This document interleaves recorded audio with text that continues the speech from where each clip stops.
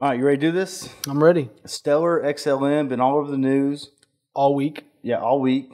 Big announcements, and I mean, they're big.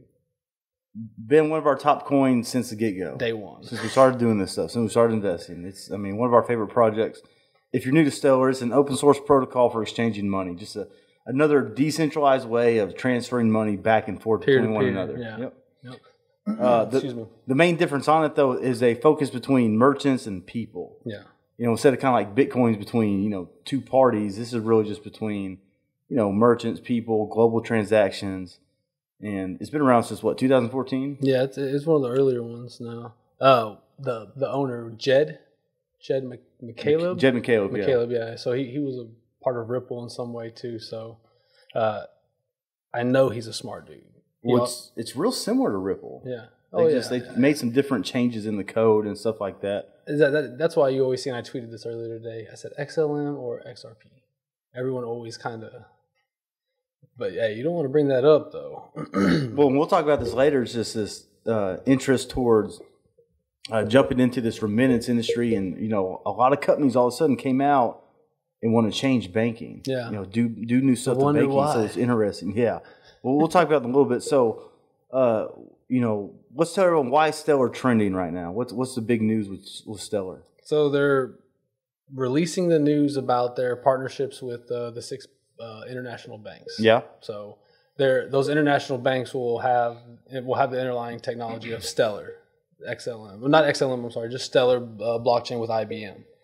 Now I'm not sure if it's like through IBM or if Stellar has the partnerships. I'm not sure on that part. Do you remember? Well, Stellar and IBM formed a partnership. Right. And so they built something called WorldWire. Okay. And that's what a lot of these 6 financial institutions you're talking about are going to get on and use. Yeah, and that's the payment. And so them and IBM is working together for over a year, maybe a couple of years. I think it's a couple of years. I don't know the exact date. Yeah. A couple of years. 2017? But yeah, because remember we saw the Super Bowl commercial. Yeah. And it was that was Stellar and IBM. And it might be 2016, to tell you the truth. I think it was the been year a before. while. Yeah. But what was interesting about that is you saw the commercial, then really nothing for a while. Yeah. There's no new news. I remember my mom, she's like, so she started understanding what blockchain was. She hit me up. She's like, I saw a blockchain commercial during the Super Bowl. It's like, yeah, that's the one coin I was trying to tell you about. Never mind. Don't worry about it. Don't worry about it. Talking about. Don't worry about it. Sorry. Anytime you try to tell your parents about it yet? Or a family member? I've bought them cryptos. Yeah. And, my dad always asks me, where's the price at? Well, I got it. Well, since I bought it, it's gone down, Dad. All right? But I got it. Just take your money and be happy. Yeah, don't worry. It'll come back. No, you were saying, what were you saying about it? Okay, so Stellar and IBM teamed up. Yeah. And like I said, after the Super Bowl commercial, it's just we really didn't see much news. And it's like the past 2 weeks just been, news after news after news. Yeah. And the big thing is introducing what them and IBM created is WorldWire. Yeah. And so this is a blockchain-based payment system, and it uses the Stellar blockchain. Right. So making global payments. Global payments. Over the border payments. So right now it's active in 72 countries all around the world. Basically, they want to speed up payments, and they want to lower the cost. And I think some of the costs, it's just, a couple cents. But when you transfer a lot of money, that adds up. Well, right now, they're going to undercut every bank in the world. Oh, yeah. Because sending money across borders, you got to think about it. You got to transfer it from one fiat to another fiat. And these banks and institutions just rack up, all these charges in the process. Yeah. And the people sending the money are the ones that pay all these fees. What are your thoughts on how this plays into effect with JP Morgan, the JP coin or whatever their coin's going to be? It's a direct competitor, obviously, but I think it's a direct competitor to any bank. Yeah. That has global payments. Yeah. Or really any type merchant to bank payments and just the banks and transactions. You know why Chase is doing, JP Morgan's doing this. I mean, they see the trend, they see what's happening. They're not going to be the last ones to come in now. You're absolutely right. They're scared. Yeah. Oh, yeah. Their traditional banking services is about to be obsolete. I see all the time. I saw Visa is hiring right now for blockchain engineers. I mean, it's steadily, Deloitte's steadily doing it. This is so interesting to me because this push towards all of a sudden that it's like an arms race in the financial industry to reinvent banking. Yep. Because they finally seen that, all right, this blockchain-based stuff is way more efficient and way faster than anything out there right now, anything that you have in your traditional services. And so all the banks are rushing to get into it. But I think it's interesting how JP Morgan is doing it is different than these other banks teaming up with Stellar. Yeah. Why? Well, because JP Morgan's creating their own stablecoin. Yeah. You know what I'm saying? They're building their own network. These other banks are just saying, hey, Stellar has this product, WorldWire, that we can use right now. Other banks can jump it without having to spend the money to build their own blockchain. And without having to test, okay, can it be hacked? Stellar's been doing that for years. Since day one. Testing their network, working with one of the biggest computer companies in the world, IBM. You took the words out of my mouth. Not to mention we've been working with these guys for the whole time. So, it's interesting to see the different ways.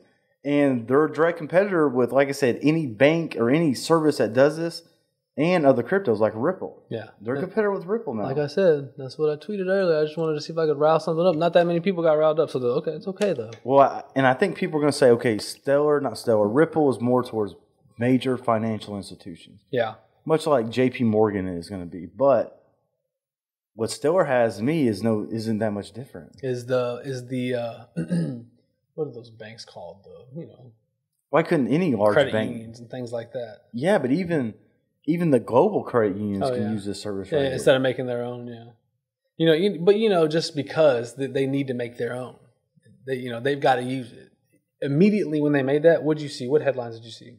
About JP Morgan? Yeah, it was could that overtake Bitcoin? Like, come on, you knew people were gonna start doing things like that just for a headline, for some SEO. But I think Bitcoin can be used for global payments. Yeah. But I think it's not going to be the most efficient. It just depends what they build. The wallet. It'd be interesting to see how fast it gets. The speed. That's what's the main part. biggest. The main thing is the freedom you get. Yeah. Oh yeah. Is okay with Bitcoin. Two businesses can send money back and forth, and they're not hounded by banks. Mm-hmm. You know what I'm saying? And through all these bureaucracy and fees of unnecessary network usage and just whatever bullcrap banks want to pull out of. Merchants are the people who really get screwed by banks. Yeah. Not so much, people. All the fees and stuff. Yeah. It's ridiculous. Just because we need to fees, What else can you do? Yeah. Right? Or who else you going to got to do it, right? Every other bank's kind of the same bullcrap. So. Yeah. All right. So on Stellar though, they've announced a lot of big partnerships, and we've been talking about IBM. That's already one. And when they created WorldWire, which they've had over a year now. Yeah. It was last September. I guess a couple of months, less than a year. But. Okay. So my question is, now, does WorldWire, will they be able to, how they do interoperability, will they be able to interact with other blockchains if they need to?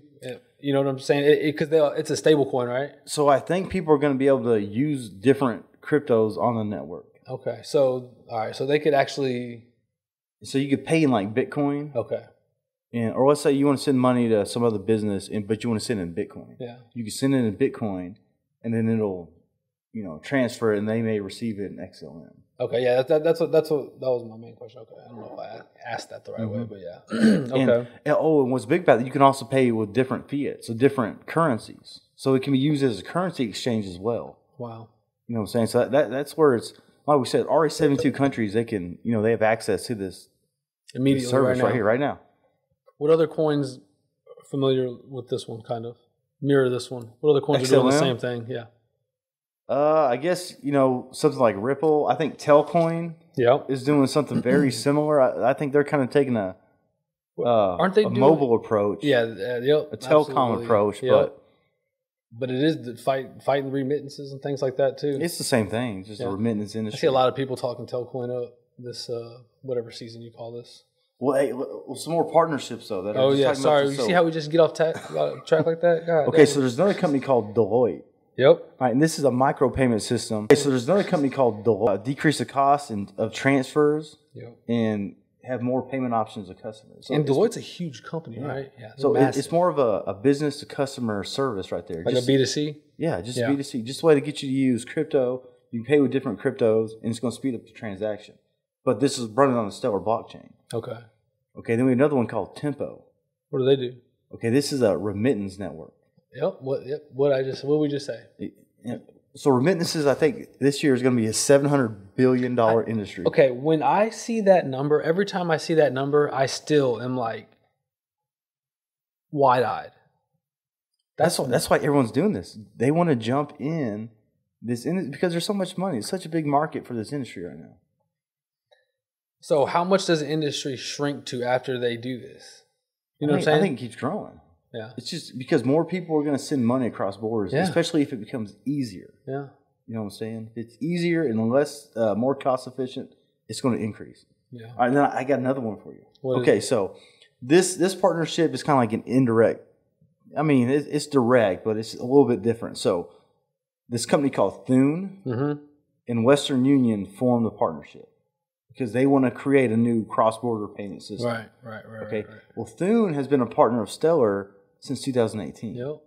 So this company that was partnered with Stellar, who wanted to use their blockchain to create another type of money transfer service, has just partnered with Western Union. Yeah. Because Western Union is probably like, oh crap, we're about to get put out of business. Because that's all Western Union does is charge people up the ass to send money. Okay, listen to this. So Kodak used to be one of the most popular camera manufacturers in the world. Yep. You know who screwed them? Who? Samsung. Yep. You know why?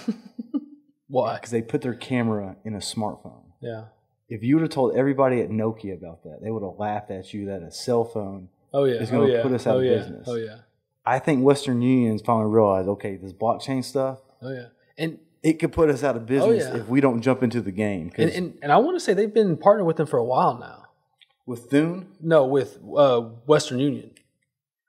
Stellar and Western Union. Well, I know Western just partnered with Thune. Oh, okay. I want to say that they've had some sort Thune's of partnership been a partner with them for a while. Okay. So but you just, all right, so all of a sudden we just see this stuff come out. Partnership, boom. Technology come out, and even a change of leadership. Yeah, now that one was a big one. And that's, we're talking about the new CEO, Danelle Dixon. Yeah. No, that was a big one. You saw the company he came from, right? It's a woman. Well, the company she came from, and you know who Mozilla came from. The guy who created Mozilla, isn't he the guy? Yeah, he's the guy who created Bat. Oh, is it? Yeah, he's the one who created the browser. Browser. Well, remember Mozilla came out with Firefox. Yeah, that's him. Yeah. And you know, he was the COO there. She was the COO. I mean, she was the COO there. Yeah. And one thing I like I wrote down Daniel, so Danelle. But I wrote down Daniel, so I said he. My bad. Hey man, you can get get his name right. Her name. You can get her mad at. Anyways, one thing she was talking about was openness in their development. Yeah. And I think that's one thing I like about Stellar is like when I look at the project, I feel a lot of transparency. Yeah. Okay, some other crypto projects, and this is one thing I always have against Ripple. And before they jump down my throat, like we're not saying Ripple's bad or anything, but I just feel there's a lack of transparency. There's always a gray area. There's always just this weird vibe. What got me is that whole campaign to separate Ripple and XRP. Yeah. Okay, because now Stellar is very similar. Yeah. Right. But very. They talk about us and IBM. We were able to control a lot of things with XLM. Not so much the new supply or stuff like that, but they're creating these products, and they're not trying to shy themselves away from XLM, and they're just trying to create a decentralized network that people could use. So to me, I like their openness. Me too. I get the same vibe that you're talking about. I get that same vibe from them as well. And with the XRP, you just feel like a little bit of, it's always like some little gray area or something. That what you're talking about specifically, it's just weird. It's just weird. Yeah. I mean, I don't know what it is. But I think it's a good investment. Okay, but all these partnerships. Okay, so what I think is big about this is they're all going to use XLM. Oh, yeah. So as a token holder of XLM, okay, that's big news for you because they're going to use this coin. Because we see a lot of crypto projects, they make this token or whatever, then they don't use it. Mm-hmm. So the value will never increase. They're putting some functionality to the blockchain, to the token. Could they make their own crypto on that blockchain? That I don't know. Yeah. So I think with a lot of these banks, these partnerships, they're going to make a stable coin for them. Okay. and it's going to run off. Yeah, I think that's the main thing that it's going to be with the big financial used for. Yeah, I think it's going to be similar to the J.P. Morgan coin, but it's just going to be like that bank's in-house network, so they can clear transactions. But it's going to use Stellar's blockchain. Yeah, I think that's because that's going to help drive the price up. Is getting that coin used, and that's one of the faster networks. I think it's like 5 seconds. It's one of the faster networks. Yeah, I can't remember. Some of these services they're building is under like 5-second transactions. Yeah, transaction speed. Yeah, that's what I was trying to say. Which, okay, so and a lot of people get confused on that and think that that merchants will never use it because of transactions, but the same thing happens with your credit card. How long does it take your credit card to process? Yeah, it's a couple days, right? I've seen it. It's just merchants, when you're buying something for $5, $10, they're not going to sweat if that bounces. That they want that customer satisfaction of quickness. You know what I'm saying? Yeah. No. So, I have to pay for. I pay a bill online, right? I pay it on a Monday. I don't think they took it out until maybe 4 days later. So, I don't think they sweat that either. My bad. Did it just shut off? Yeah. We got video just shut off. No, I mean we got part of it. I think my battery's in. But that's what's going to be big about Stellar is everything they're building is on the blockchain. It's on the network, and I'm excited, man.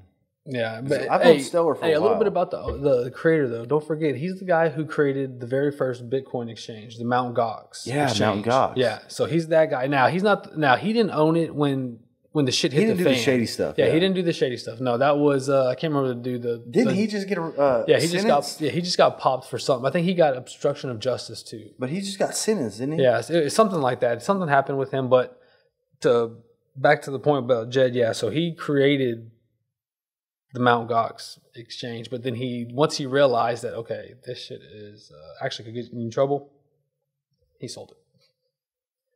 Oh, he actually sold the whole thing? Yeah, he sold it to the guy who ended up getting popped with it, with the so-called hack.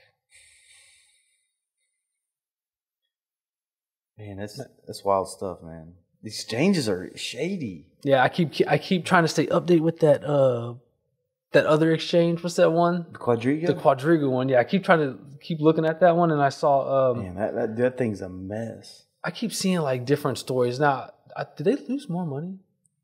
How could they not? I don't know. I don't think they can find any money. Okay, I would have to reinvestigate. I'm headline reading here, but I think that guy, the CEO, had to change his name at some point in time. Okay. He had some priors, or someone in the leadership had some priors on some stuff. Update me when we find out what really happened. Once we know the story for sure. Dude, that's wild, man. I'm saying, I try to keep updated on that because it's just one thing after another. Yeah, I keep hearing it. So, what's big this week? Ending the week, crypto. Man, I don't know. Everything was looking nice. The price kind of dipped back today. Yeah, I think we're gonna bounce in between that 32 to 44 range for a while. What, Bitcoin? Yeah. Yeah, I mean, we're gonna bounce sideways that way. It's kind of like the money went in. It's like the money went in and out of all the alts. I think that's where all the price swing was at. Yeah. I think Bitcoin was kind of there was a lot moving too much. Well, no, you're right. But there was a lot of plus 60%. That retracted a little bit back to about plus 40%. But yeah, you're right. I think that's exactly where it went. But from here in the next 6 months, I think we're going to chop sideways. Yeah. Probably till about October. I think it's going to pop off in the fall, winter time. Yep. I think this is the year of the blockchains. Yeah. So, ICOs were big 2017, 2018.